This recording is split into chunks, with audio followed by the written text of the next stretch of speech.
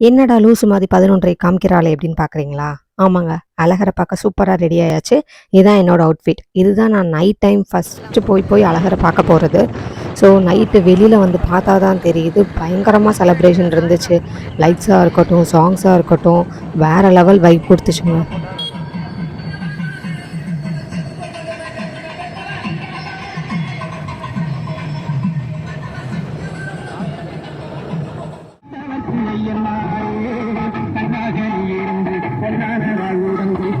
கொஞ்சம் லாங் போக போக பயங்கர க்ரௌடாக இருந்துச்சு. டிராஃபிக் ஆகி ஸோ அப்படியே பிளாக் பண்ணிட்டாங்க ஏரியாவை. அப்படியே நம்ம பைக்கையும் பார்க் பண்ணிவிட்டு அப்படியே நடந்து போகலான்னு சொல்லிட்டு போனால் பசங்க பயங்கர செலப்ரேஷனுங்க. அவங்க டான்ஸை பார்த்தே டைம் பாஸ் ஆகிடுச்சு கொஞ்ச நேரம்.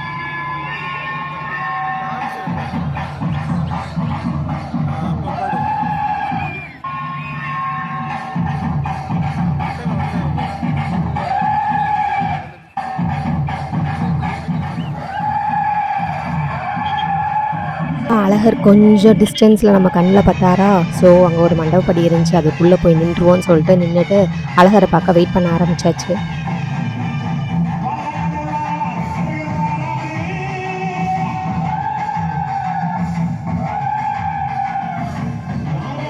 ஸோ ஃபைனலி நம்ம ஹீரோவை நம்ம பார்த்தாச்சு.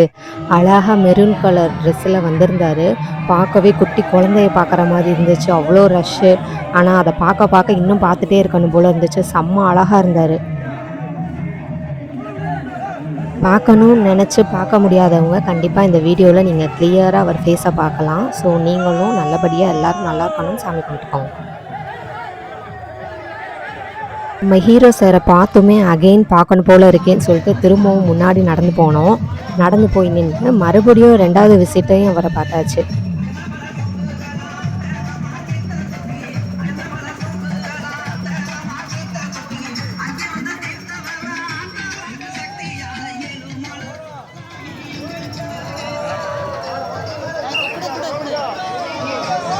எத்தனை தடவை அன்றைக்கி அழகரை பார்த்தாலுமே நமக்கு பார்த்துக்கிட்டே இருக்கணும் போல தான் இருக்கும். அதே மாதிரி தான் எனக்கும். அங்கேருந்து கிளம்ப மனசே இல்லை. அந்த வைப்லேருந்து வெளியில் வர மனசே இல்லை. ஸோ நல்லா நின்று மனசார நல்லா திருப்தியாக பார்த்துட்டு கிளம்புனேன் நான்.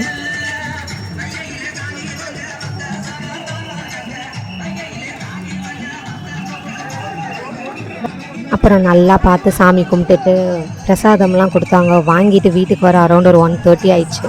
அப்புறம் சாப்பிட்டுட்டு தூங்கியாச்சு. Bye bye.